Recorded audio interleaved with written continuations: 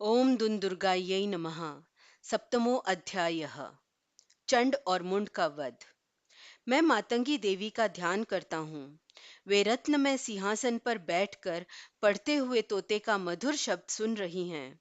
उनके शरीर का वर्ण श्याम है। वे अपना एक पैर कमल पर रखे हुए हैं और मस्तक पर अर्धचंद्र धारण करती हैं तथा कल्हार पुष्पों की माला धारण किए वीणा बजा रही हैं। उनके अंग में कसी हुई चोली शोभा पा रही है। वे लाल रंग की साड़ी पहने हाथ में शंख में पात्र लिए हुए हैं। उनके वदन पर मधु का हल्का हल्का प्रभाव जान पड़ता है और ललाट में बिंदी शोभा पा रही है। ऋषि कहते हैं, तदनंतर शुंभ की आज्ञा पाकर वे चंड मुंड आदि दैत्य चतुरंगिणी सेना के साथ अस्त्र शस्त्रों से सुसज्जित हो चल दिए।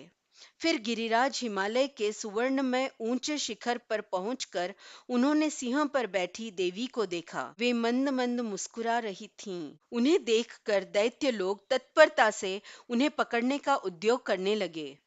किसी ने धनुष तान लिया, किसी ने तलवार संभाली और कुछ लोग देवी के पास आकर खड़े हो गए। अब अंबिका ने उन शत्रुओं के प्रति बड़ा क्रोध किया।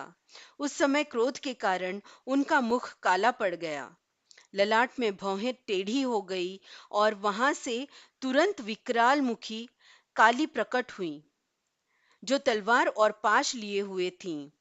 वे विचित्र खटवांग धारण किए और चीते के चर्म की साड़ी पहने नर मुंडों की माला से विभूषित थीं।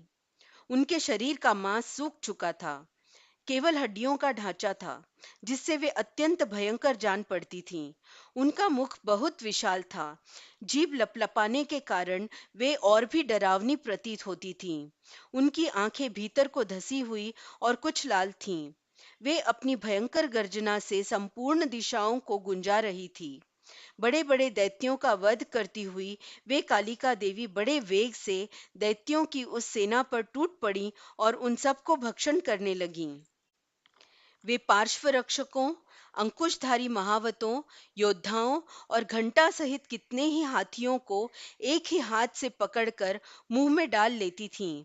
इसी प्रकार घोड़े, रथ और सारथी के साथ रथी सैनिकों को मुंह में डालकर वे उन्हें बड़े भयानक रूप से चबा डालती थीं।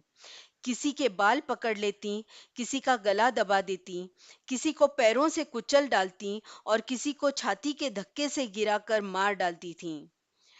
वे असुरों के छोड़े हुए बड़े बड़े अस्त्र शस्त्र मुंह से पकड़ लेती और रोष में भरकर उनको दांतों से पीस डालती थीं। काली ने बलवान एवं दुरात्मा दैत्यों की वह सारी सेना रौंद डाली, खा डाली और कितनों को मार भगाया। कोई तलवार के घाट उतारे गए, कोई खटवांग से पीटे गए और कितने ही असुर दांतों के अग्रभाग से कुचले जाकर मृत्यु को प्राप्त हुए। चंड को मारा गया देखकर मुंड भी देवी की ओर दौड़ा। तब देवी ने रोष में भरकर उसे भी तलवार से घायल करके धरती पर सुला दिया।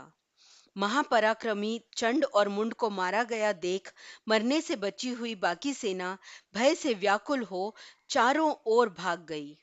तदनंतर काली ने चंड और मुंड का मस्तक हाथ में ले चंडिका के पास जाकर प्रचंड अट्टहास करते हुए कहा, देवी, मैंने चंड और मुंड नामक इन दो महापशुओं को तुम्हें भेंट किया है। अब युद्ध यज्ञ में तुम शुंभ और निशुंभ का स्वयं ही वध करना।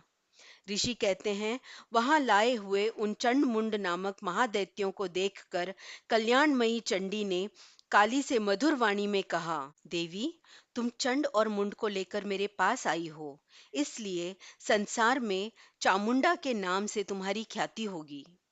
इस प्रकार मार्कंडेय पुराण में सावर्णिक मनवंतर की कथा के अंतर्गत देवी महात्म्य में चंड मुंड का वध हुआ। जय मां अम्बे।